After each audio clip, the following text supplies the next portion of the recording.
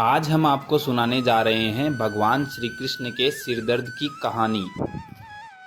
द्वापर युग की बात है। उस वक्त देवताओं में ये चर्चा चल रही थी कि भगवान श्री कृष्ण जी का सबसे बड़ा भक्त कौन है। सभी देवताओं का यही मानना था कि राधा ही उनकी सबसे बड़ी भक्त है, पर इस बात से एक व्यक्ति सहमत नहीं थे और वे थे नारद मुनि। वह अपने आप को ही भगवान श्री कृष्ण का सबसे बड़ा भक्त मानते थे, पर देवताओं में राधा रानी के विषय में चर्चा सुनकर उन्हें जलन महसूस होने लगी। लेकिन नारद मुनि के स्वभाव से भगवान श्री कृष्ण अच्छी तरह अवगत थे। एक दिन नारद जी भगवान श्री कृष्ण से मिलने गए। उन्हें आता देख भगवान श्री कृष्ण अपना सर पकड़कर बैठ गए। मुनिवर ने उन्हें देखते ही पूछा, क्या हुआ प्रभु, यूं सर पकड़कर क्यों बैठे हो? तो भगवान श्री कृष्ण ने कहा कि मुनिवर, आज मेरे सर में बहुत पीड़ा हो रही है। तभी नारद जी बोले, प्रभु, इस पीड़ा को मिटाने का कोई तो उपाय होगा। श्री कृष्ण जी ने कहा, हाँ, उपाय तो है मुनिवर।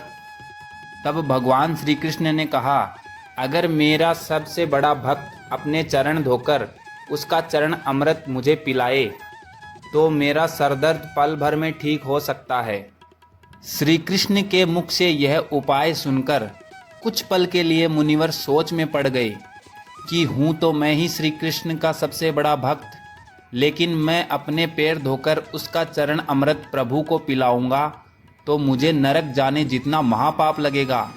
परंतु राधा को भी तो सब श्री कृष्ण का बड़ा भक्त मानते हैं।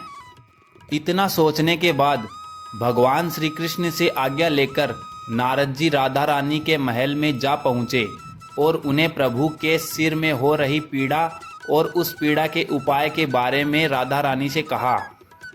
यह सुन राधा रानी ने एक क्षण का भी विलंब न करते हुए अपने चरण धोकर उसका अमृत एक कटोरे में नारद जी के हाथ में लाकर दिया और कहा, मुनिवर, मैं नहीं जानती कि मैं भगवान कृष्ण की कितनी बड़ी भक्त हूँ, पर मैं अपने ईश्वर आराध्या को पीड़ा में नहीं देख सकती।